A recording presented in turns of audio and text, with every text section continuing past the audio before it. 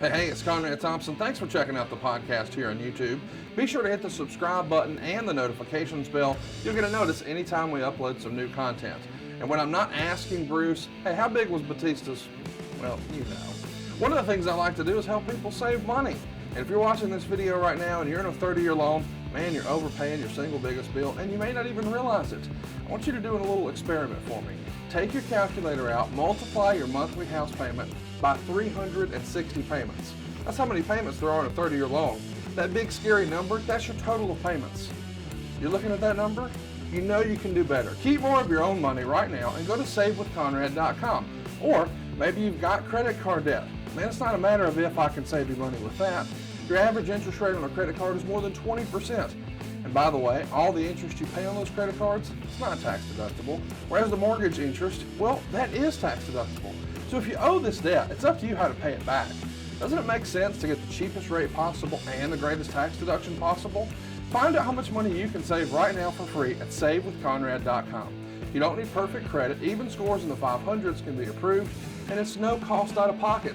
But maybe best of all, we're licensed in more than 40 states. We can help more families than ever before. But how much can we save you? Find out right now for free with a quick quote from savewithconrad.com. Hey, it's Conrad Thompson, and you're listening to Dark Side of the Podcast. And of course, we couldn't do it without the creators of this wonderful series, Evan and Jason. Evan, how are you, man? I'm doing good. Trying to make sure this throat is clear for today, but we'll see. We'll see how it goes. And Jason, we have a new man in our show today. He's coming back. I'm excited about it. Tell us who's joining us and why we're excited to have him with us. Yeah, we have Howard Sheffman here with us, who's a producer on the show. He's been part of the team since the very beginning. You may remember him on our podcast about the Herb Abrams story, but Howard's a very integral part to Dark Side of the Ring. He's, he's a huge part of our team, and yeah, it's always amazing to have him on here. Yeah, he's the Mr. Fuji of the Dark Side team. He keeps us together, and he literally became Herb Abrams in order to mastermind the Herb Abrams episode. So thank you very much, Howard.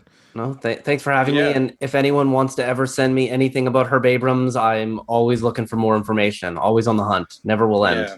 Also, in the reenactments of our show, Howard's played like maybe 30 small characters here and there, we always put you in as a referee as well. Yeah. In the ring. Well, this episode is my biggest episode. I'm 7 different people in this. So eagle-eyed viewers can look out for. I mean, I play the sheriff. I play 2 judges. I play a party goer with Jake. I play the referee and a guy at the mall. So a lot of range. If anyone wants to hire me for acting gigs. I had no idea that this was like Nutty Professor and or the Clumps and you're all of the characters. But hey, this was I'm glad we got the niceties and the fun out of the way up top, because boys, this is the darkest Dark Side of the Ring ever. Would you disagree with that, Evan?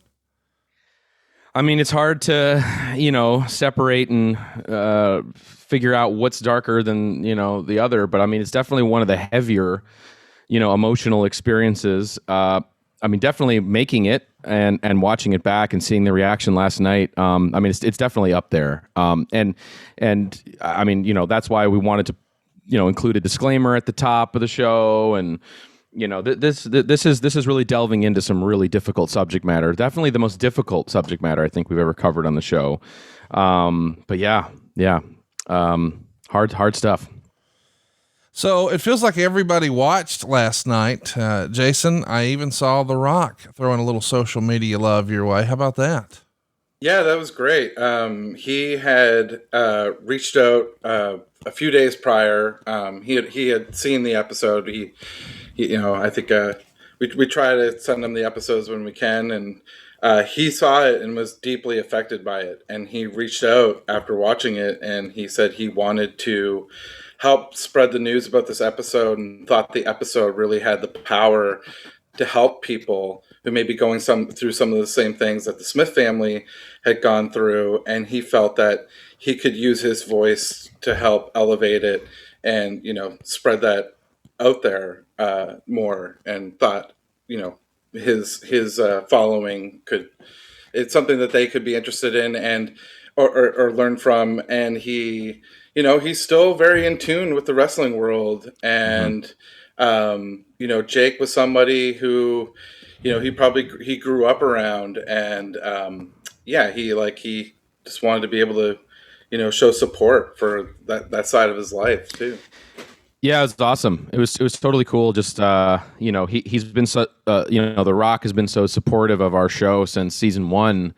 And I remember that just coming completely out of the blue. You know, one day I think the first 2 episodes had hit, and all of a sudden, you know, The Rock has mentioned you on Twitter, and I was like, what? And I remember just looking at that, and it was just so cool that he just was wanting to put over our show from the beginning, and I think recognized how we handle and approach the stories, which was super cool. And then season 2 came around, and he popped in to put over the Dr. D David Schultz episode, which was awesome. And then so we've always kind of sent him the episodes as they've been finished, and this one for him really resonated, and this is the one that he really, he got in touch with us and just wanted to really, you know, help promote, which is, I mean, it's amazing. Jason, how did this story become an episode? I mean, I have to admit, we're all sort of the same age, and I don't think, I mean, obviously Jake the Snake is a huge part of our fandom. I mean, we're all big Jake fans, but Grizzly is not really somebody I ever even saw a match for. I mean, even to this day, I probably most famously know him for being an agent, whether with Watts or WCW. It's never his stuff sort of in front of the camera. And this story in particular, I'm just curious, Jason, how did this get on your radar? Yeah, well, we always, you know, we're like you said, we're huge fans of Jake, and we've always wanted to, you know, tell stories with him. He's always been a character within our stories, but we always, you know, thought it'd be great to like tell his story, and we were fans of all the other documentaries that have been made about him, and we've devoured those, and we never wanted to retread any of that information. And so it had been something that we've been like thinking about for a couple years. It's like, how can we tell his story? And it felt like something we were constantly learning about as the years went on as well too, whether it would be meeting with Jake, and in between questions he would let on about some information. And actually I remember even the first time we met him, Evan, if you recall, we were at the Sundance Film Festival. I was there with this movie I produced called Turbo Kid. That's and right. We, the Resurrection of Jake the Snake Roberts was playing at Slam Dance just up the hill, and we were so excited, and we got, like a friend got us in to get well, they were watching they were watching the Royal Rumble, like That's right. They were there to promote the movie, you know, the Resurrection of Jake the Snake, and then we got the Iggy that, you know, they're going to be at their condo watching the Royal Rumble that was on the pay-per-view. Was that, you know, a couple days later, and we got to get in. This is well before Dark Side of the Ring, and we're like, we got to get in on this. We got to do this. And I actually remember, like, we just, oh man, painful marks. We suited up in our Zubas to go out to hang out with Jake Roberts. And the best part, I just got to tell this part. The best part is we have our Zubas on, and we're ready to go watch the Rumble with Jake, you know, and we got the invite, and we're walking in there, and Jake spots, you know, that these 2 guys wearing Zubas are rolling in, and he's just like, oh man, I just took mine off 5 minutes ago, you know. So like, but it was so amazing, because that was the first experience that Jason and I. Sorry to hijack your story, but no. It was literally the first time Jason and I got to really hang with wrestlers, like, you know, just in a casual setting, and watching wrestling with them. Like, watching a modern day pay-per-view was so amazing, because it was just like, you know, and Scott Hall was there too.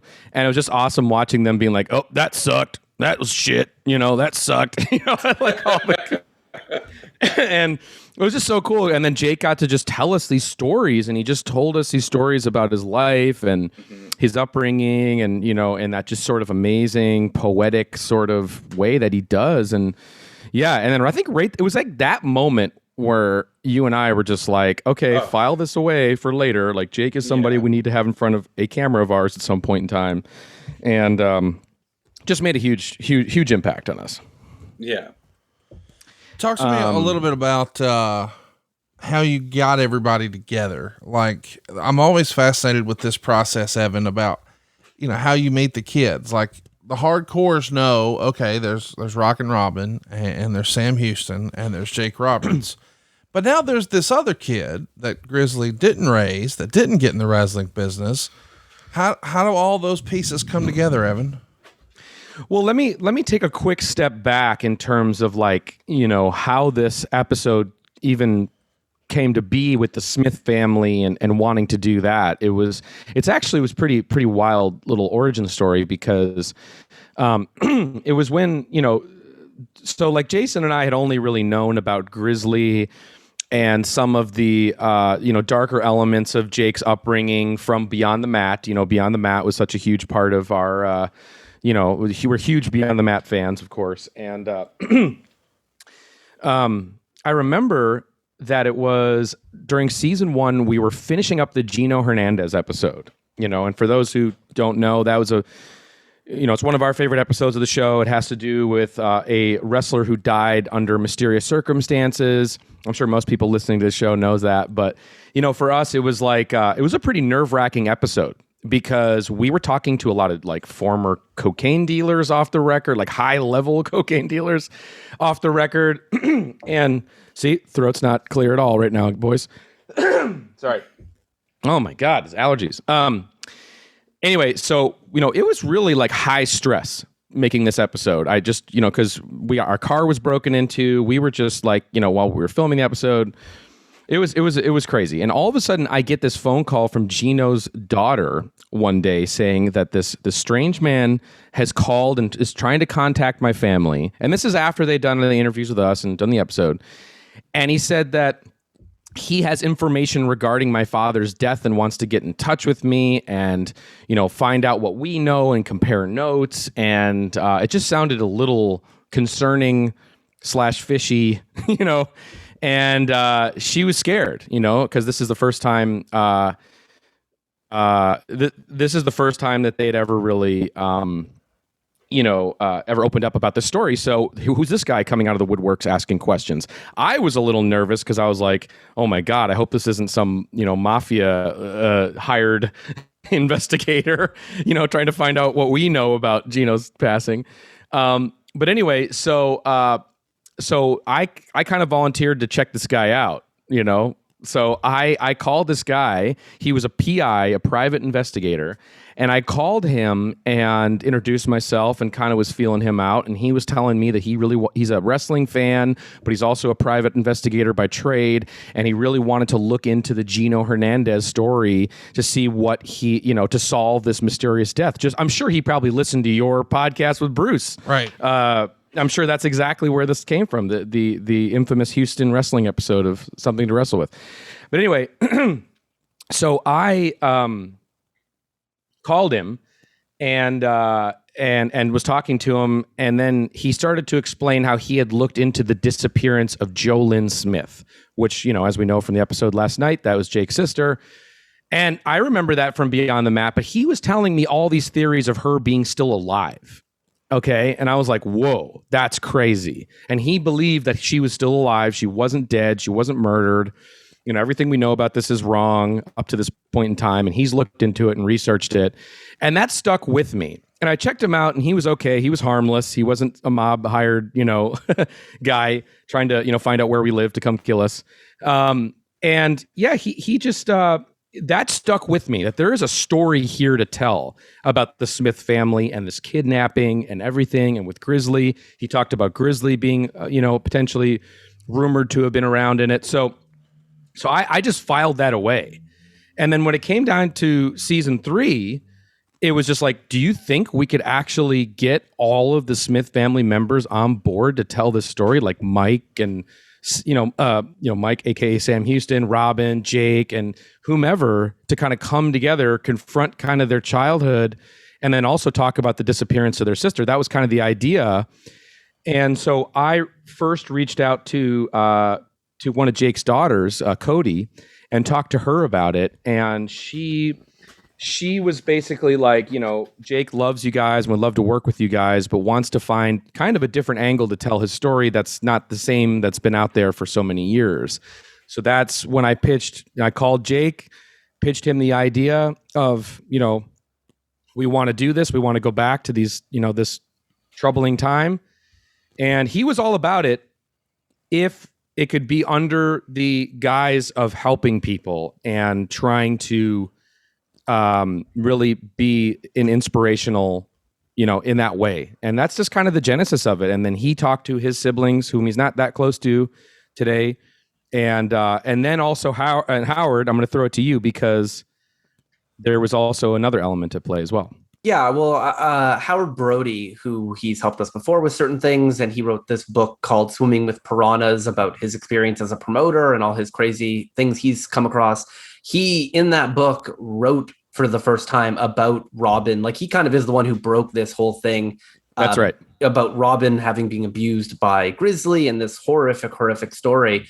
And he had talked to me about, and he's close with Robin. And so he had talked to me about doing this episode, and he put me in touch with Robin. And it was just, it's funny, the dominoes of it all, where I spoke with Robin, told her what we want to do. And she then connected me with Baby Doll, with Nicola. And then Nicola helped me get to Mike, who's a little, as you can all imagine, tricky to get in touch with sometimes. But yeah, and I think that everyone wanted the same thing that Jake wanted. With like Robin's big thing is she like wants to tell her story to help people, and that's like the most important thing for her to get that out there. And we hope it did.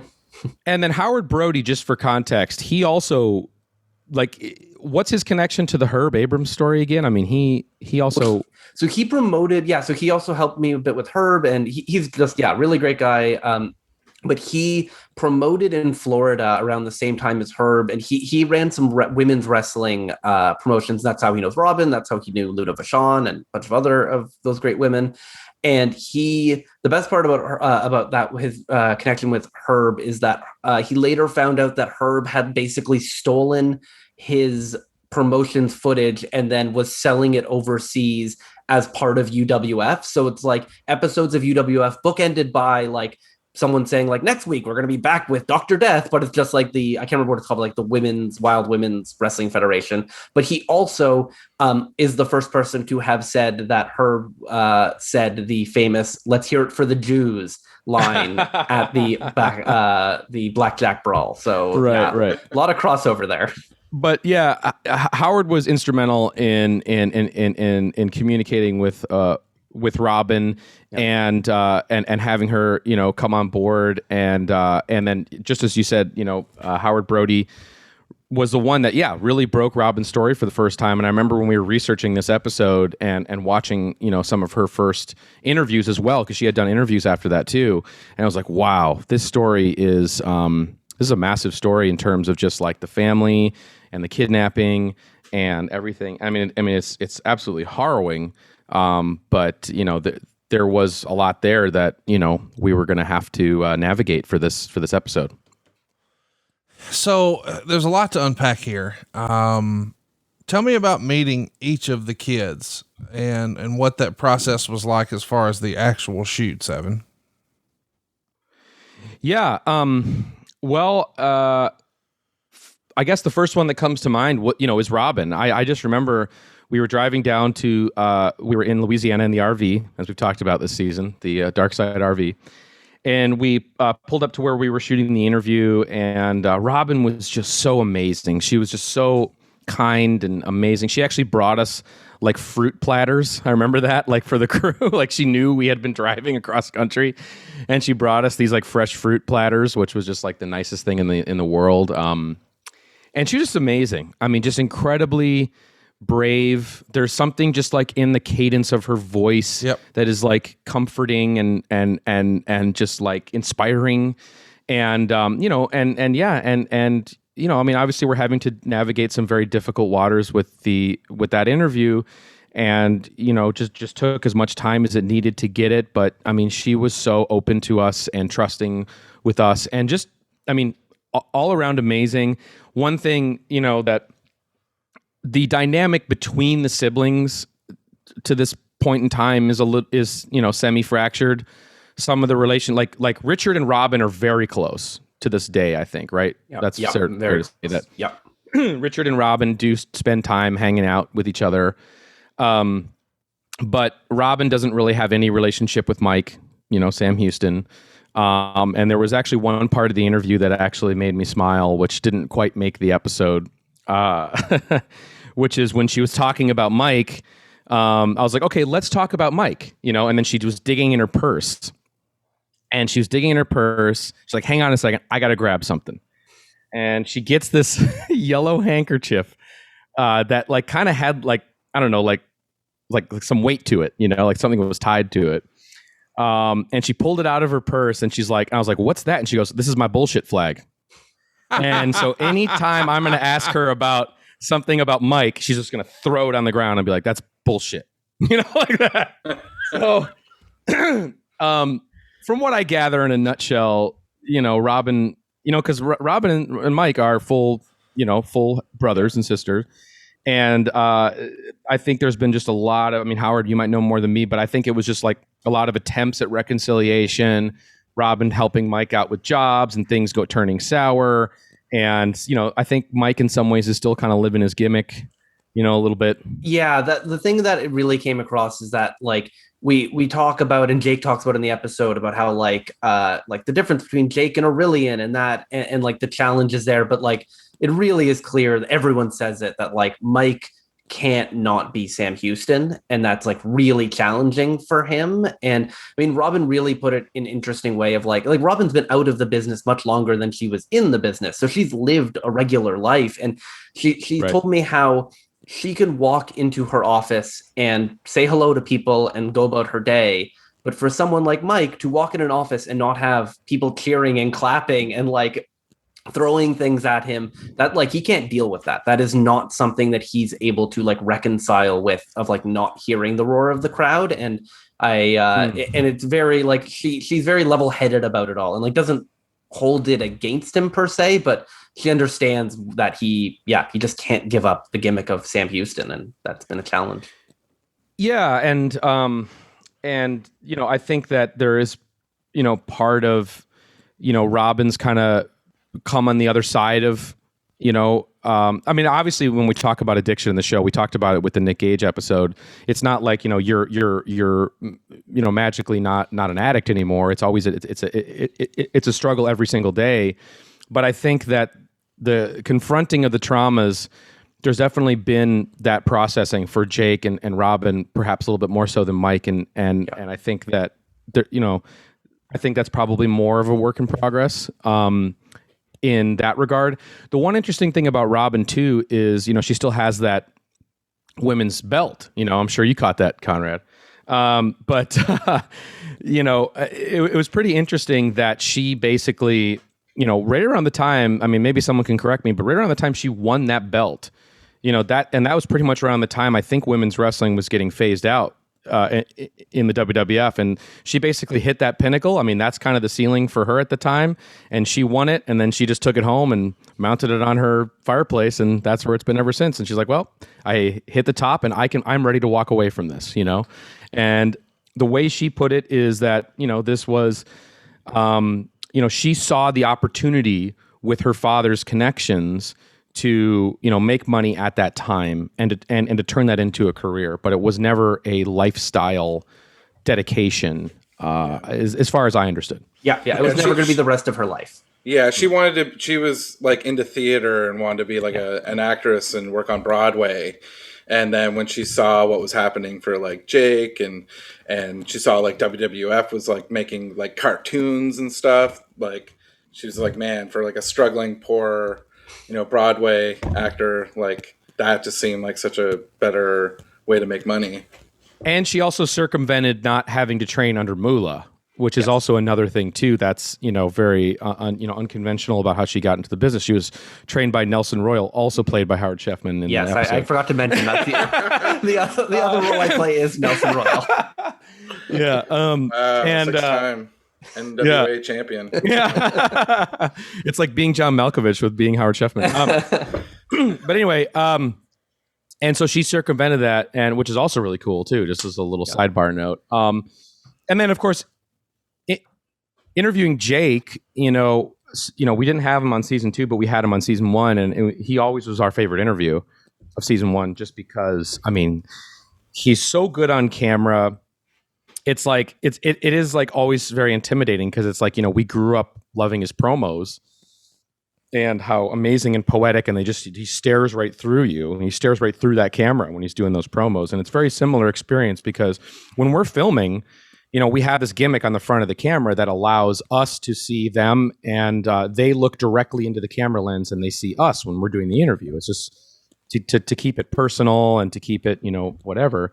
To have that effect, and so he's looking right at you, and he's an amazing talker, and he is, like I said already before, he's poetic in his choice of words, and this experience was a difficult one for him. It was one that I remember. It was like every 20 minutes or so. It kind of reminded me of our Kevin Von Erich interview, where Jake had to get up and kind of collect his thoughts and come back, and this is, I think, probably I don't think he's ever gone this far on this subject anywhere else, as far as I know.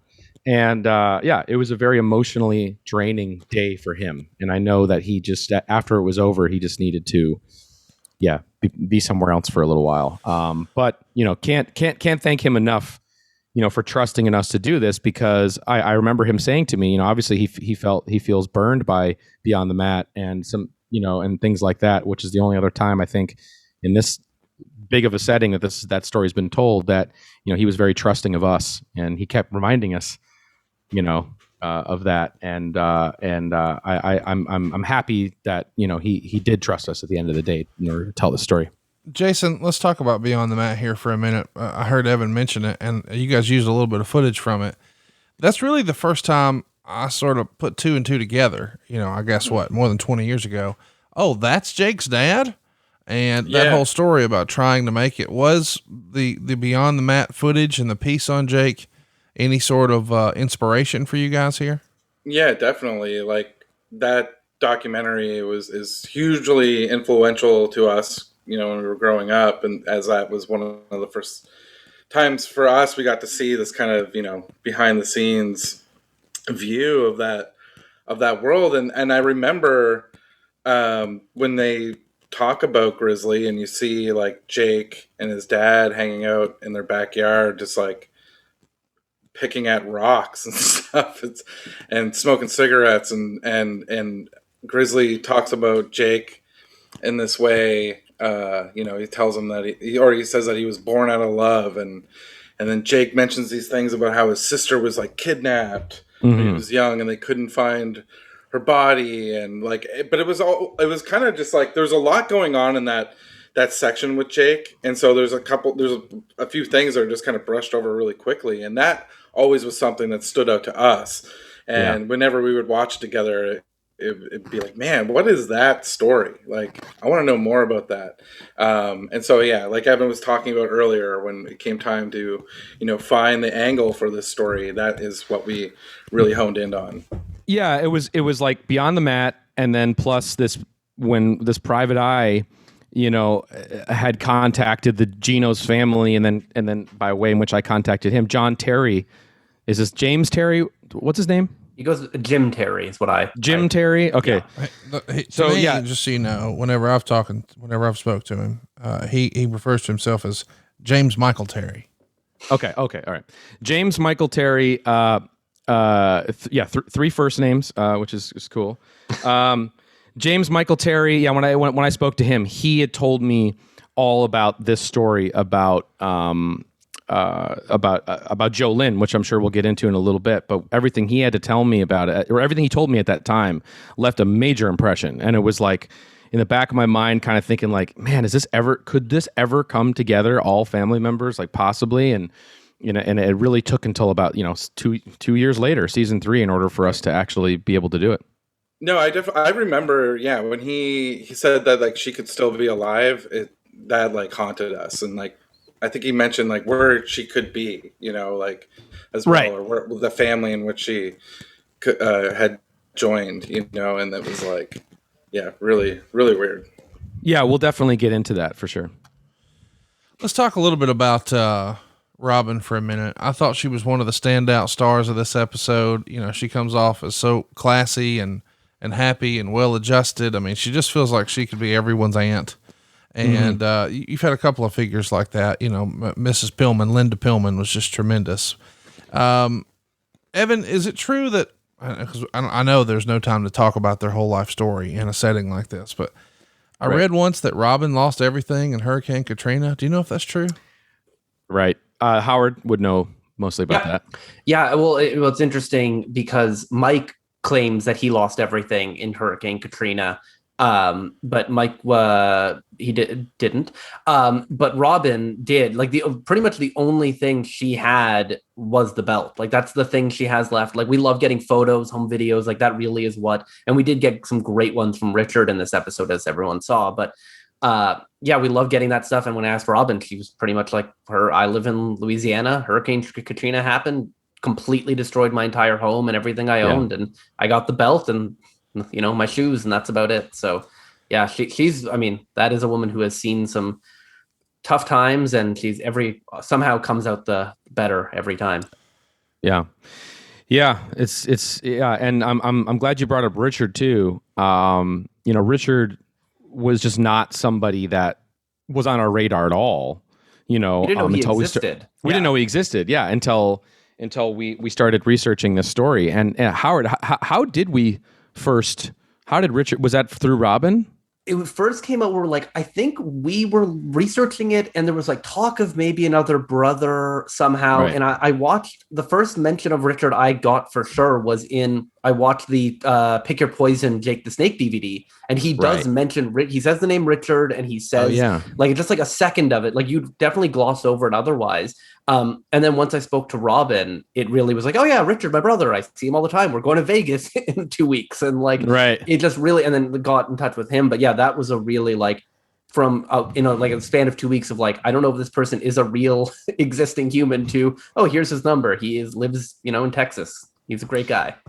And Richard, yeah, I mean, it's definitely mentioned in the episode a couple times, but he is a full brother and sister to Joe, Lynn, and Jake, and he was given up for adoption, as it says in the episode, to is it Grizzly's sister, sister, yeah. Right? Because they couldn't have kids, and so he was given up for adoption, but was sort of still around the family circle, and obviously he was still very close with Joe, Lynn.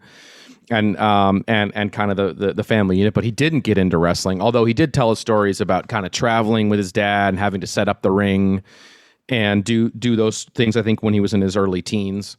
But Richard, low-key, one of my favorite interviews of the entire season.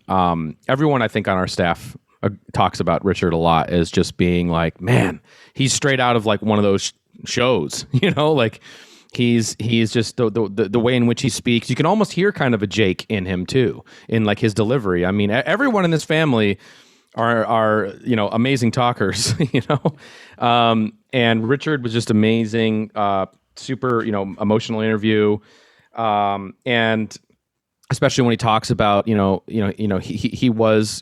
definitely took care of his dad towards the end of his life.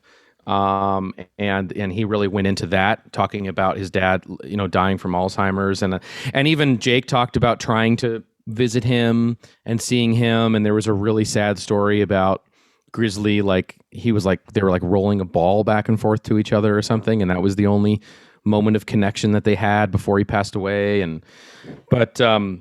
yeah, just because obviously Richard has a very conflicting relationship. And I think Robin even, talks about in the episode about how all the siblings were always kept apart kind of by Grizzly. That was kind of by design, that, nobody was to have a close, intimate relationship. And I think that those fragments exist to today. And I think that's kind of why the siblings kind of found out about Robin's story late in life, or found out about the truth about Joe, Lynn, or some other things, and it was, all the information was totally segmented, fractured in that way. And I think that's what makes it complicated for someone like Richard, who might not know everything, but yet is still his father's, caretaker, and how that's complicated for him, at the end of his life, because that's his dad, Let's talk a little bit about some other rumor and innuendo. I brought up the whole Katrina thing. Do you guys know anything about Sam Houston's supposed music career? Yeah. Yeah. He did mention that he was shortly going to be signing with Rick Rubin after the interview. Oh, that's great. Congratulations to him. Yeah. There's a good music video I would recommend people look out for. It's on YouTube. It's him in a cemetery. It's an experience. What's it called again? I have to. I have it in my notes. You talk. Yeah. Okay. All right. Yeah. No. He's got some songs out there. And that's kind of, I think, his focus now. I think that's great. I think that's his focus. I mean, look, he was, Sam, Mike, he was super nice and, to us. And, I don't think he was as ready to confront, as many of the things that, Robin or Jake or Richard were in the interview. But, at the same time, I think, like I said, it's a little bit of a work in progress. But he seemed to be doing really well. He looks really good. And also I think it was cool for us to be able to highlight, even though this is, there's a lot to cover in this episode, it was cool to be able to highlight his talents, and hearing Jim Cornette talk about Sam being, maybe one of the best overall workers, in-ring workers in the family. And I think you hear that, from a lot of folks, being a hell of a hand, as they say, and that was cool to be able to feature. But, for my money as a kid, I mean, Jake's just the promo and the psychology is just to me is on another level compared to 99% of other wrestlers. But, I actually sincerely think Jake could have gotten into acting. I think Jake could have been an incredible actor. I think that would have been, I could see him, I could see him in No Country for Old Men. I can see him in these movies, like Charles Bronson. I could see him doing that shit, like Death Wish starring Jake the Snake, please. I tried to get him in my first movie. That's right. The Shotgun. Yeah. That's right. I wanted him to play the villain in it. This was in 2010. And I actually reached out to him and it couldn't work out. I think in the end I could only have one out of Canada actor, which was Rugger Hauer. Well, could you get him in Canada? I think that might have been. I think that might have been a problem too. I wrote him and I told him, because he actually wrote me back a really nice email, and I wrote him saying, I'm sorry, it can't work out. And he was like, well, hopefully someday down the road, we could do something. And here we are. And then, we did. So, yeah.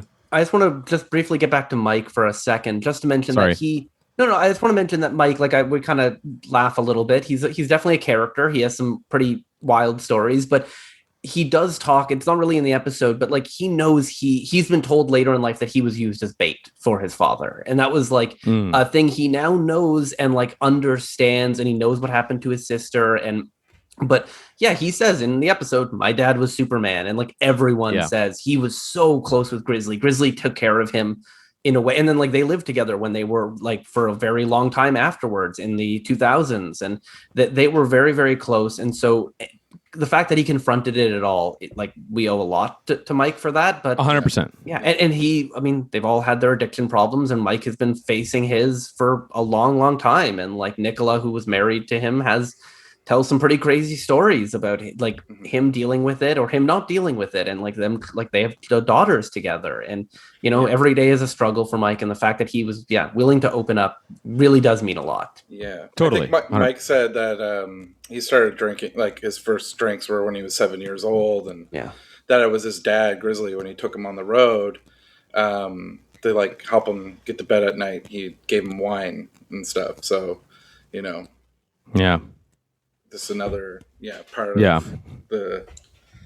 that saga. And then one more thing, because I have it written down about Mike and Katrina, because we were talking about it, is that we kind of talk about how he does go to prison eventually for the drunk driving, but he actually avoided prison for a long, long time, finally got a 5-year sentence, and then he was in it for about 2 months, and then Katrina hit, and he got home.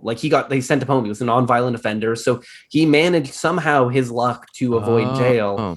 And then about 6 months later, he got caught drunk driving again and served his full 5 years. But it is very that is kind of the life Mike has lived, of just he avoids Robin, I think, said like, yeah, he can walk on in the rain without an umbrella and doesn't get a drop on him. Like that's the life Mike has lived in, this kind of bizarre life that isn't very relatable to most people. Totally. Absolutely. Yeah. Hey, let's talk a little bit about Mike's life. We as wrestling fans know once upon a time he was tight with, married to Baby Doll, who we all sort of became introduced to with Jim Crockett Promotions on a big scale. And their story has always been one that's been interesting with sort of behind the scenes machinations that existed with wrestling politics at the time with Crockett and McMahon, et cetera, et cetera.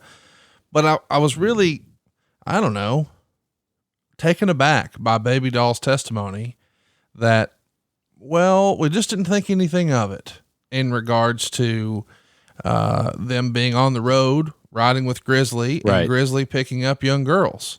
And I realized that a lot of people would say, oh, it's a different time. And I also understand that the parents were waving in the recreation and they were happy about it. And it felt like, oh, he's using his TV celebrity, and it just adds a whole new layer. But I couldn't help but wonder, and Lord, I'm not trying to be ugly, but maybe Sam didn't pick up on it, but Baby Doll didn't think anything of it. That just came off as weird to me. What did you think of that, Evan? Well, I think from what I've gathered, obviously you're seeing just the snippets of her interview there. But from the full breadth of the story there, in that instance of, basically what would happen is, Baby Doll, Mike, sometimes, and Grizzly would be driving to the next town, these long drives. He'd take these like 20-minute detours and go pick up, somebody's daughter, and the parents would be waving, and not thinking anything of it, that this is just, this is, Grandpa Grizz kind of coming by and taking our daughter to the wrestling matches for the weekend, and, and all that stuff. And I think, from what we know about pedophiles like that, especially ones with celebrity status, I think that maybe not even, it's just the master manipulation to the point where, you show up, who knows how long Grizzly had been grooming these families, maybe I think the families had come to the wrestling matches. That's where it started, and something like that. Like he ingratiates himself to the families, earns the trust to where you would not think anything else. And I think that it goes to show the lengths in which Grizzly would go, and that he could make it seem like nothing was wrong or out of the ordinary. And Baby Doll also said that even in the back, in the locker room or the back or at the matches or at the hotels or anything, it just didn't even still seem like it was nothing more than a sweet old man wanting to just show this kid, bring him to the matches, and I know that sounds crazy, but I think when you see to use the Michael Jackson documentary, help me out, what's it called again? Neverland. No, Leaving Neverland. Leaving Neverland. That's the other movie. Yeah. Leaving Neverland. I think it illustrates it quite well. Also, the part of this is the seduction of, it's not just I'm going to show up someone's house and take their daughter. It is a long grooming process of not just seducing a victim, but also the families are victims too, because they're also under the spell of this person's manipulation that they are doing. So I think obviously in our episode, you're only getting to see it just for a few seconds, but I'm sure the breadth in which, or just the lengths that he went to ingratiate himself and to keep up appearances, it would be probably the last thing that you would ever think. And it's like, in hindsight, as we're watching a documentary like Leaving Neverland, and they're like, well, why would they let the kids sleep in the bed and do, or whatever, all these other things? It's easy for us now to be like, well, what the fuck? I would, but I think in those moments, in that time, under the spell, under the seduction, it's just a different thing. And I think then only later on in life you connect all the dots and you're like, oh my God, I can't believe I didn't see it at that time. And that's what she was trying to convey, is just that,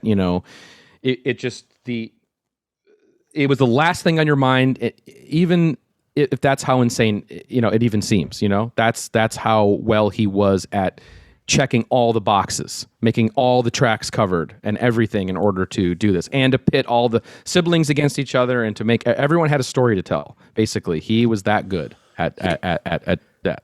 She put it a good way to me when I talked to her, which was that everyone was normal back then because no one was normal. Right. So it's just like the people that she is surrounded by when she was coming up, and she's like 21 or something like that. And yeah, there's characters and there's people doing weird stuff and odd behavior. And she told me that when she first got up there, when she first started off, Tully Blanchard asked her how old she was, and he knew she was traveling with Grizz, and she said she was 21, and his response was, "Oh, okay, you'll be fine," but didn't like elaborate any further on that. Right. So it was just like things that now she looks back and being like, "Oh yeah, all those signs were all right there," but I was dating Mike and we were like this young lovers, and everyone's having a fun time, and you just like don't question things like that, especially because Grizz was so respected, like the most respected figure that so yeah, he's her mentor at this point. Yeah. So she has a lot of respect and admiration for him. So but he's working her,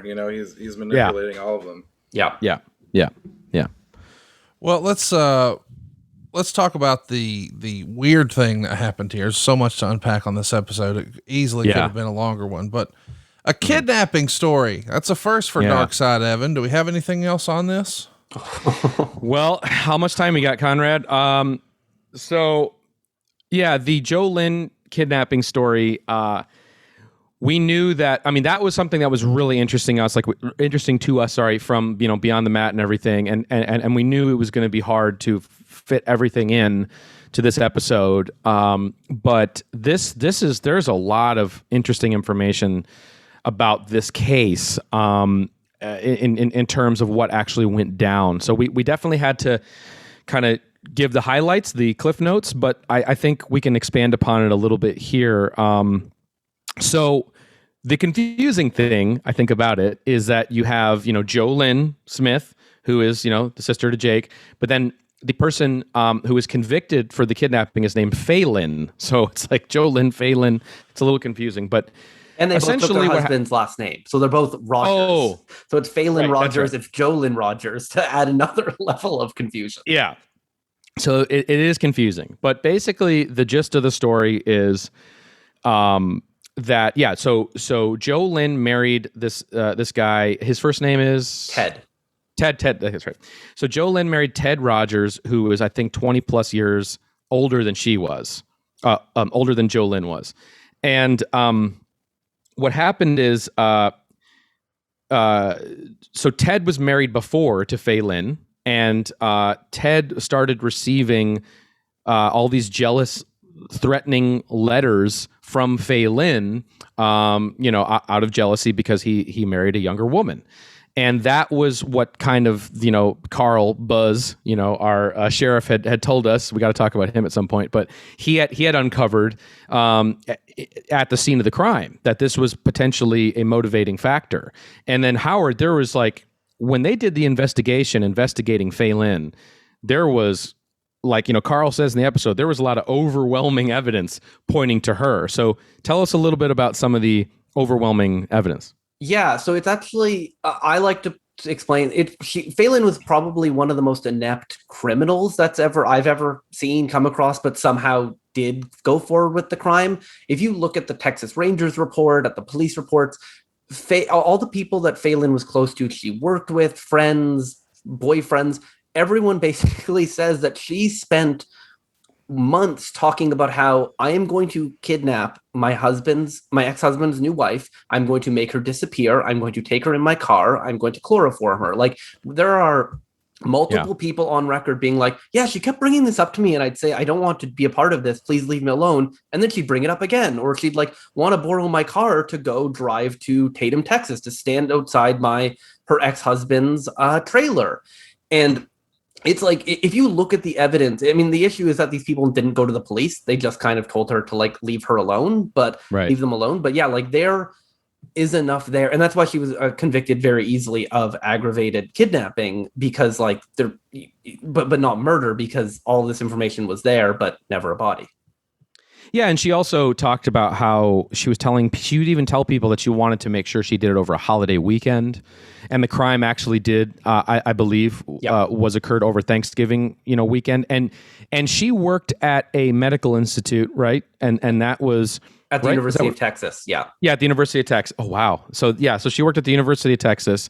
And she was there, and there was also something that Carl uncovered, or one of the investigators who was looking into the case at the time uncovered, is that she had just changed her tires, right? Like she had her tires were just changed when they finally caught up with her, when they started to look into her after they saw the threatening letters. So that's a little suspicious as well. And and so basically how this went down is, because there was a witness as well to this crime. So another thing, which was covered in the episode, but basically there was two people that assisted in the kidnapping, and it's assumed, I would say, that in order to take someone of Jolynn's size and stature down, it was probably, she was probably chloroformed and brought out to her car. And then there was the guy who was the manager of the trailer park that Jolynn was living in, who basically heard commotion, heard a woman scream, and then he had kind of driven to her trailer and had seen Jolynn actually lying on the ground. And a unidentifiable figure standing next to her. And then he was kind of circling, I think, around the trailer park.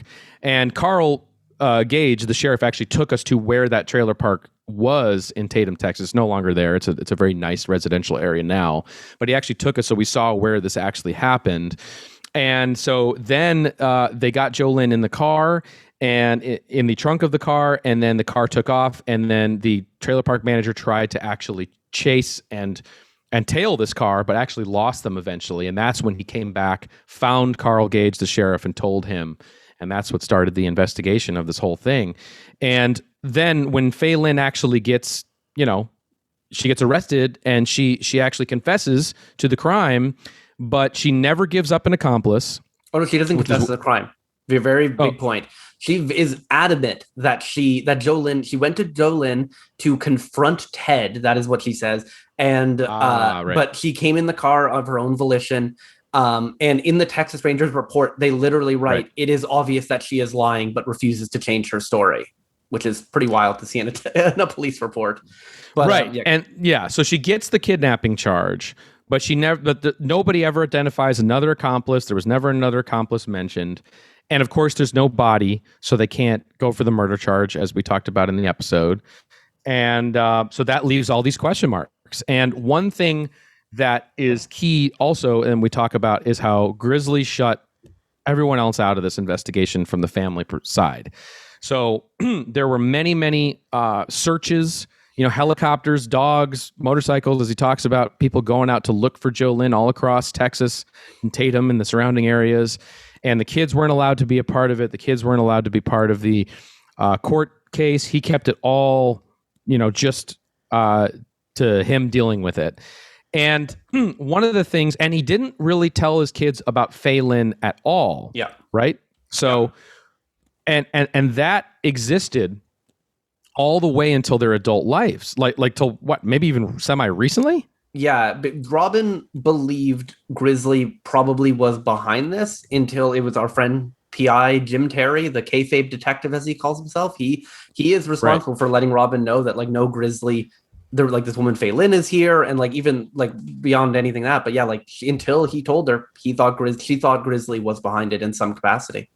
And then Richard talks about, not seeing, Grizzly emotional about the disappearance of Jolynn and all that stuff. So there's just a lot of questions, and I think that, it's probably unlikely that Grizzly has something to do with the kidnapping, but, well, I don't know. I'm just going to say I'd say, fine, you go ahead, but I have my own opinion.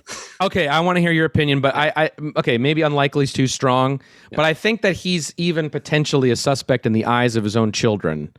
I think goes to show that tells a story in and of itself. But go on, Howard. Robin was really interesting because it's there's no reason for her to ever believe that why wouldn't he be behind this? Like, it makes complete sense that why would, like, she, as we see in the episode, she had just had this conversation with Jolynn where it seems like she's about to come clean that Grizzly also abused her. She disappears. Like, Robin told me, like, who has the most to lose for if Jolynn started talking, and it's Grizzly. It would destroy his life. And like, all the evidence totally points to him being behind it until you figure out that there was this woman who, completely separate from everything else going on, wanted to kidnap this woman that she didn't know and spoke to people about it. She said specifically, I am going to kidnap this woman. She had never met Grizzly. Like, it's funny. It's not funny, but it's bizarre to think that, like, there's no reason to ever imagine that it would be anyone but Grizzly behind it until you find out about Fei Lin and all this very much documented evidence that she planned it. She bought chloroform. She bragged about buying chloroform, bragged about trying to pay convicts to help her take her to Mexico where she would never be found again. And then Baby Doll actually told me how Grizz, when they would travel to Texas and Louisiana, he would, like, drop them off and then he would just drive around and search swamps. Like, he would literally be off on his own, randomly searching, trying to find Jolynn. So, like, and is that to maybe find her so she wouldn't talk? Like, that's a different thing. Yeah, but there's a lot of questions. Yeah, definitely. It's just like I watching the episode back last night when that commercial break hits, where it's like, and then she was kidnapped. It's just like, what? It's just like it takes your breath away in terms of, like, that this is also part of this very, very, very traumatic saga of the whole Smith family. And Howard, tell us about Richard's trip to Tatum as well, because that's one thing too. I think that's kind of interesting about this, because the kids were never allowed to look into it, but they started to look into it much later in life. And what happened there? Yeah, that was, to me, that's like the biggest thing I wish we could have gotten in the episode, but because we have a certain amount of time, we couldn't. And it's that in 1998, Richard was on a family trip to Florida, went to Disney World, and then on the way home, they could drive through Tatum, Texas, and he decided to drive through there. And he went to the trailer park, he went to the newspaper office and read the newspapers, and then he actually met the sheriff of the Tatum Sheriff Department isn't there, but, like, the local sheriff for the area, and he had Jolynn's picture on his wall. And he told Richard that he wasn't going to take it down until the case had been solved. And then Richard told us that he actually has that picture on his bedroom wall now. It's pretty wild. Oh. Yeah. Well, let's, there's so much to unpack here. I feel like we could talk about this particular subject forever, but I do want to highlight the sheriff. I felt like he came off as a unique character in the Dark Side history. What can you tell us about the sheriff interview? Well, Howard, I mean, he was found by our boy. Yeah, Jim Terry tracked him down. It's hard. It's funny because his name's Carl Gage, but he goes by OT Storm and Buzz. Like, he has a couple, like, fun. He does, like, cowboy recreations. He's a great guy. He's awesome, and he. He also is on TV shows. It's like extra. He told us he does. He does TV shows, and they come to town and they need someone who looks like him. Yeah. And he shows up. Yeah. He's great, but he was 29 and the first ever sheriff of this small. He basically told me how, like, all of the surrounding areas had, like, sheriff departments and criminals, and then they all ended up, like, pushing everyone eventually to Tatum, which is in the middle. And so he was the sheriff of this small area, and he they'd never had a kidnapping or a murder before. And he just said, the way he put it to me was that it was not a great year for the city of Tatum. Very quickly, there's another story he told me about how, I believe it was after the kidnapping, there were some convicts that escaped a prison and were hiding out in Tatum, and a sheriff from another county came to help with the search. And as he was getting off the helicopter, it chopped the top of his head off and killed him. Whoa. So, this is, small town Texas, never dealt with this kind of thing, 29. And now there's, like, a kidnapping. There's a guy getting his head chopped off. And he saw a lot in 1 year. I can't imagine being 29 years old and being the sheriff of a town. No. No. Like, yeah, you don't even have your full life figured out at that point. Well, they made people differently, I think, back then. But he also... Crazy. Yeah, he was such a character, and he took us all around town. He showed us where his little, he had his sheriff's office. I mean, it was the small, tiny little room in the back of another building. That's where he operated all this out of. He took us, like I said, to the trailer park and showed us the grounds and showed us the drive in which the guy had chased, after Fei Lin's car and all that stuff. And it was just like that experience, I think, for us, like, when we were shooting this episode, we're just really, caught up in this unsolved mystery. I mean, that's what this is, and we, it was just an amazing experience. And he's such a character. He's right out of, like I said, No Country for Old Men earlier. I mean, you could definitely see him in that movie as well. I mean, he was such a character, and he had brought his sort of, scrapbook from his career, of all the things that have, all the newspaper headlines and things, and a large majority of it was dedicated to the Joe Lynn case, which was a very important one in his life, and of course we can't mention the fact that he went to such lengths to investigate the disappearance of Joe Lynn that even psychics were considered at that time to find two different psychics, and I think one thing that also gives it some more like eerie vibes is that both psychics came up with the same conclusion, which was Joe Lynn could have been in a dark, like all they saw was darkness, and so I don't know if that's like a regular psychic gimmick thing, but still a little eerie. Yeah, he said, and I think it's in the episode that he says that he believes that she was put in the incinerator, and that's right. Like, and I think everyone kind of believes that's what happened, because it's the only thing that really makes sense. It happened over Thanksgiving. There was a big storm that happened the next 2 days, so it really made finding evidence a lot harder.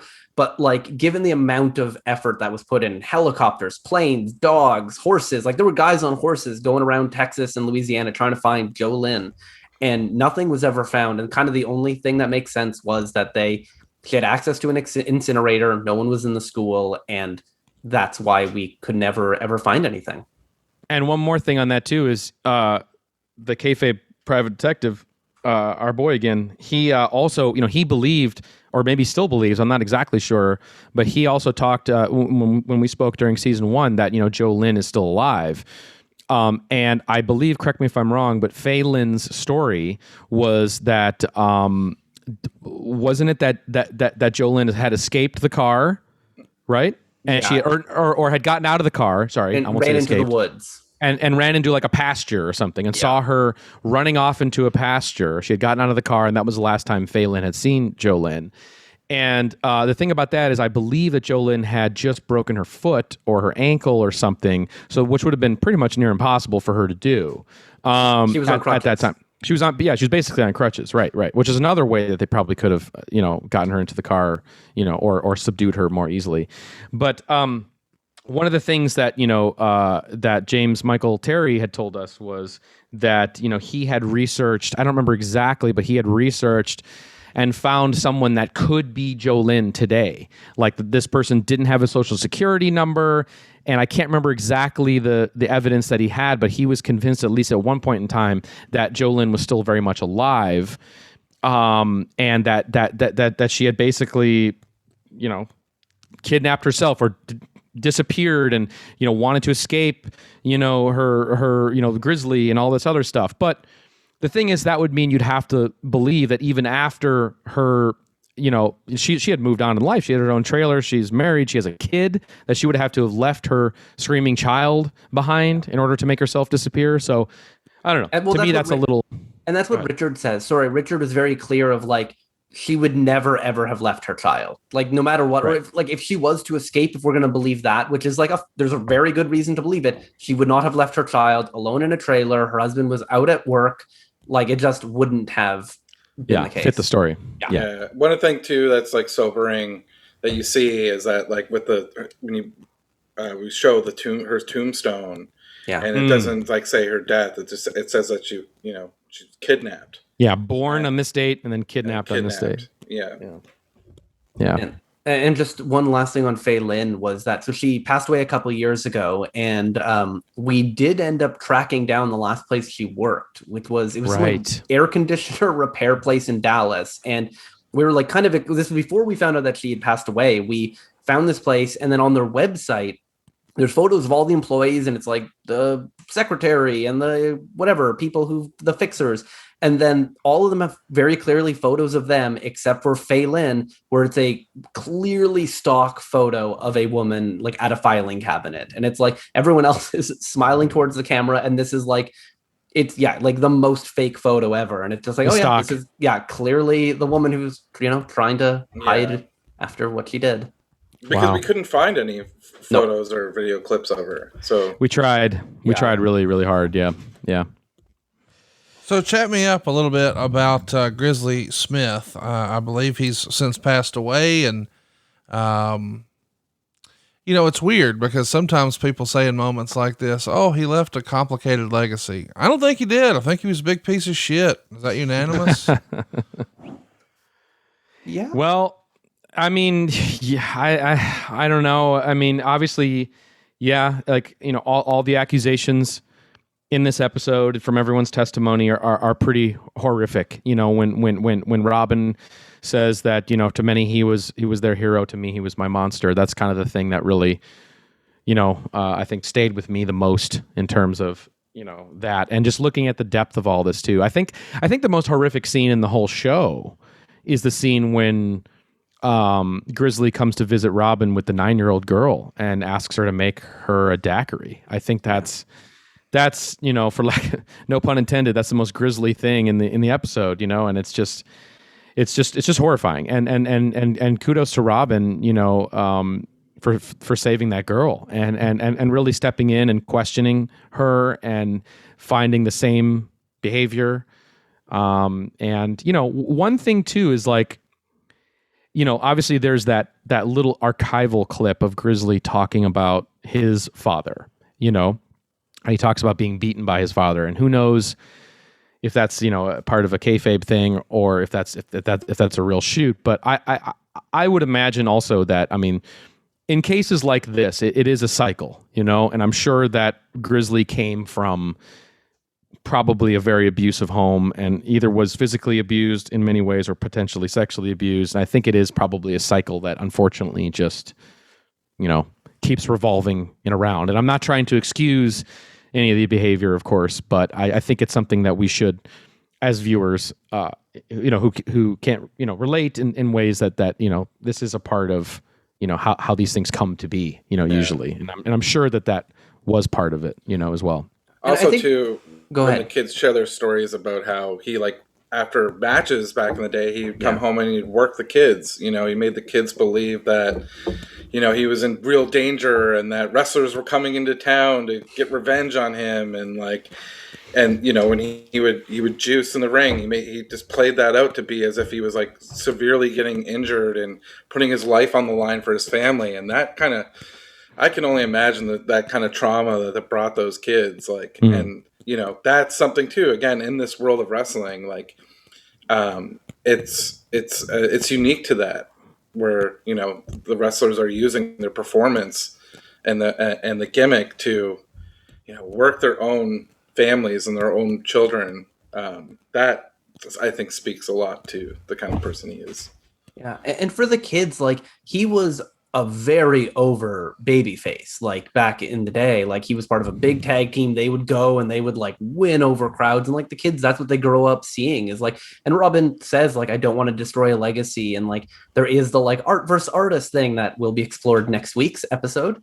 But yeah, that I don't think Grizzly, there's a couple things, his style of wrestling isn't one that people think about fondly these days, so it's a lot easier to only focus on the horrible things. It's not to compare to another episode, very different thing, but Chris Benoit is one of the greatest wrestlers of all time, and it's you see him in the ring and you're this is incredible, and Grizzly gives people bear hugs and has a bell that he rings because he was playing a hillbilly character. So I think it's easier for modern fans and people who didn't grow up with that to just only or Ultimate Warrior, for Christ's sake. Yeah. And again, I'm on the side that this is a good thing that we're not caring that he was a popular wrestler at the time and that's overlooked. But I think it's easier because he wasn't this generational talent. He was a guy who was popular at a time before any of us were born.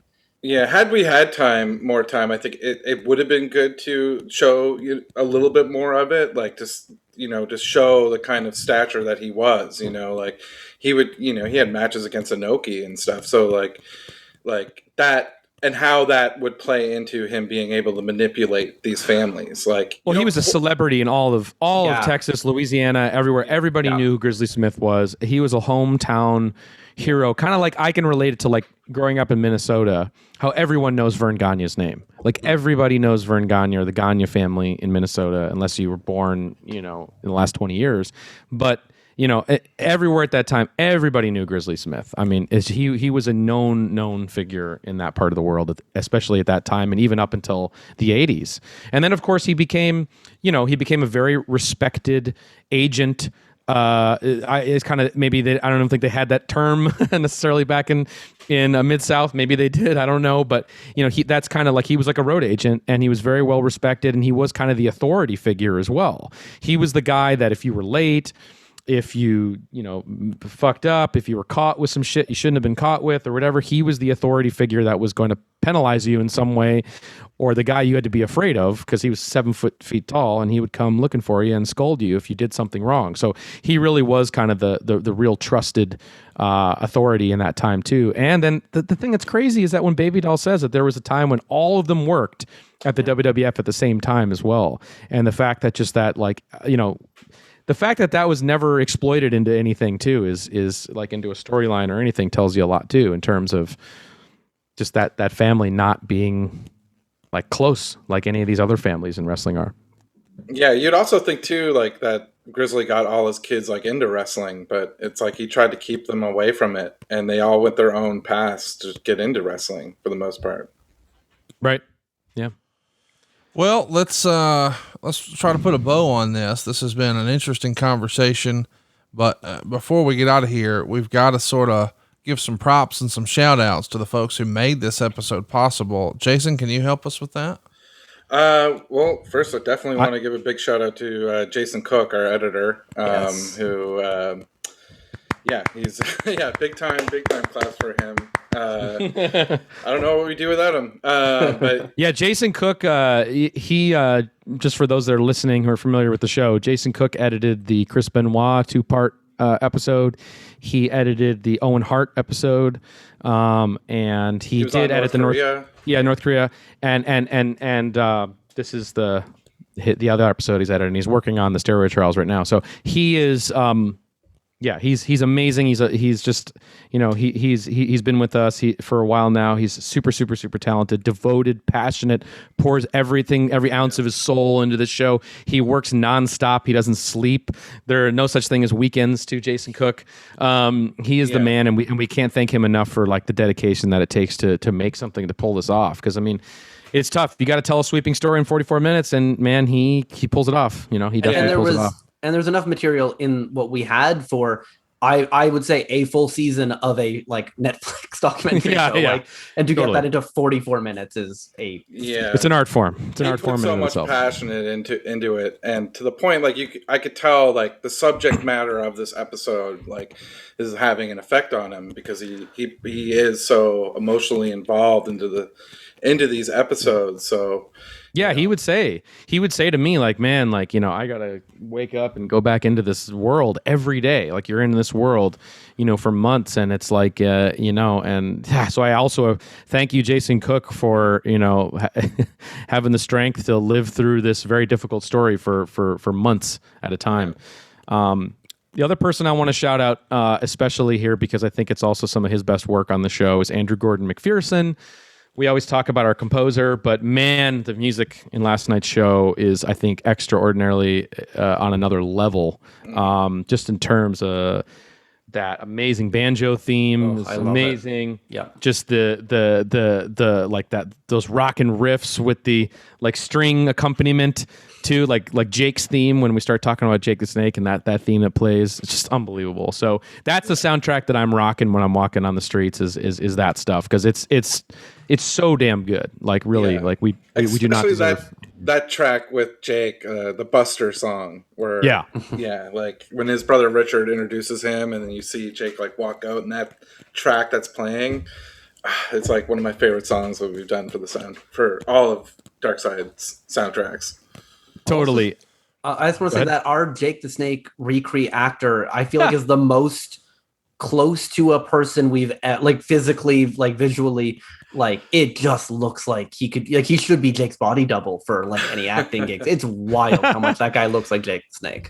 And he was a character and a half, wouldn't he? Oh, he was such a character. He's in the Johnny Canine episode, and I think I'm going to save my stories for him when we get to that episode because it's the best. It's the best. Yeah.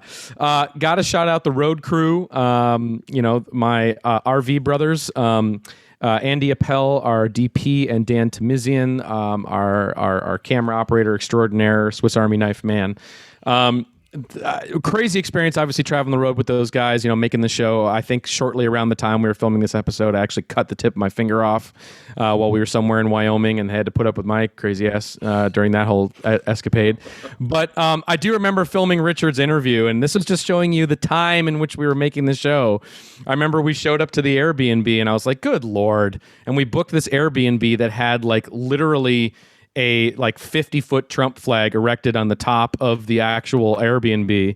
I was like, great. And I was like, do I have to climb on this roof to take this thing off for when our interview subject shows up? What are they going to think, that we purposely booked this Trump fortress to house our interview in? And it's like, Jesus Christ. So I think, come on, that shouldn't be allowed in an Airbnb setting.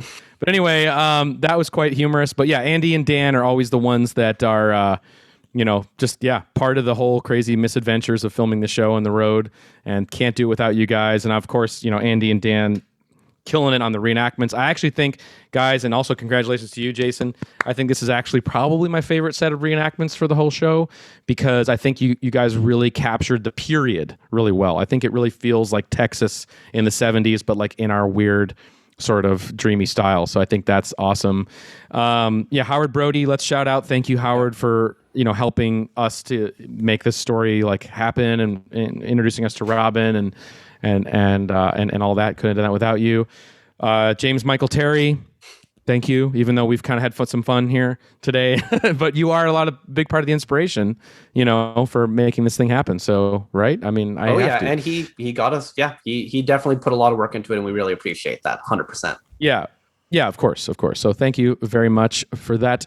And David Bixenspan, worked with us and did a lot of research on this episode as well, looking into everything with the Fei Lin saga, the Joe Lynn saga. I mean, he went really deep to find a lot of the articles in the newspapers around the time, talking to people, right, Howard? Police reports, yeah. Police reports, yeah. It's just a really complicated web of not just the family, who's Richard was given to this sister, who is that? Is she still there's genealogy aspects that David was really good at unpacking, and then also police reports, figuring out those small details that really really went a long way to get us to where we needed to be. This episode was a haul, man. I mean, this was there was a lot going on into this, and in order to pull this one off. So thanks to the rest of our team for making this one. Thanks to you, Howard Sheffman, and your acting skills. Couldn't have done it without you. And thanks to Wayne Johnson for spreading the word. Also, it's really quickly, our story editor, Joanne, who did, big one. But put her aside, Jason Cook, with all of this, she did an incredible job on, again, huge story, and story editor has to get that down to the important parts, and she did an unbelievable job. So Joanne is super integral to the show. She also story edited the Brian Pillman episodes, and she just devoted herself to both of these stories, and just got fully immersed. Wasn't much of a wrestling fan before getting into this, and then just dove way in, and was able to pull out all of the emotional moments of both of these stories and help make sense and string together. And it's just absolutely amazing. So thank you to everyone there. And I think that's my list of thanks. Well, let's talk briefly about what we can expect next week. I'm pretty excited about this. Jason, tell us what's on deck. Yeah, next week we've got the episode on Dynamite Kid, which has been something we've thought about doing since the creation of this episode or the show. It's always been a highly requested topic, and had been something that we've been just waiting to have the right time to do it and getting the right access to do it. We really wanted his family involved, and I think some of our other work previously has really helped kind of open the doors to be able to tell the story in the way that we have. So yeah, it's another really heavy episode. And if you're familiar with the story of Dynamite Kid, he was someone who was so inspirational to the wrestling world. He inspired so many wrestlers, and kind of changed the style, the style of wrestling, but he has this like checkered past and this past with his family that has made his like legacy very complicated, and it's been hard to kind of figure out like where how to deal with your fandom with the Dynamite Kid. So it's it's gonna be it's gonna be another hard watch, but it's I'm very, very proud of this episode, and I think it turned out great. And yeah. Very, his family, his wife and two daughters come together to tell their story and what they went through, and how they deal with his legacy is it's really fascinating. Yeah, and I mean, for me, for my money, I'm sure we'll talk about this next week, but man, Dynamite Kid and Tiger Mask, it's hard to actually see better wrestling. Yep. I think, in my opinion, I don't think it's really hard to come up with something that's better than that. I mean, a few things come to mind, but it's a very small list, and or even up, maybe not better, but up in that same conversation. And it's you can really see the birth of what we know today as modern wrestling kind of started way back then in the early 80s with those guys. And the Dynamite Kid is I think a figure that's been largely forgotten in terms of today's fandom, and I think there's many reasons for that, and our episode looks into that. And Howard also worked Super Howard.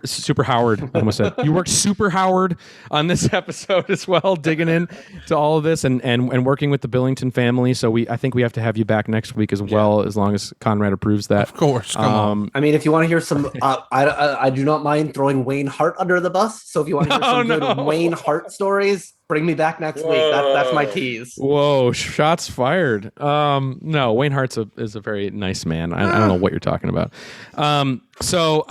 Okay. Well, I think that about does it. But yeah, very looking forward to everyone checking out the Dynamite story. Again, this isn't going to be our usual approach of, okay, Dynamite won the belt here and then did this and then in 19, So remember, our show isn't about the belts and the dates. It's going to be all about the emotions of the family and the legacy, and that's what we're really talking about next week. So that's just my little preamble. No belts and dates, guys.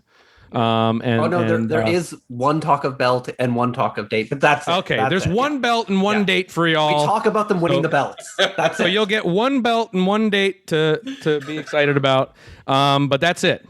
No belts and no dates. Okay, thank you guys so much, and thanks, Conrad. This was great to be able to let us get all this out on this Grizzly Smith episode. So much there to talk about. Absolutely. Appreciate the time. And Evan, I think you need to send us home with one good throat clearing, if that's okay. We'll be hey, I don't believe that. All right. Okay. That was good. That was weak. That was weak. We'll be back next week to hear Evan clear his throat more and talk about Dynamite Kid right here on Dark Side of the Podcast. Hey, it's Conrad Thompson. Thanks for checking out the podcast here on YouTube. Be sure to hit the subscribe button and the notifications bell so you get a notice anytime we upload some new content. And go save yourself some money right now. If you're in a 30-year loan or you have credit card debt, it's not a matter of if I can save you money. It's a matter of how much. Find out right now for free at SaveWithConrad.com.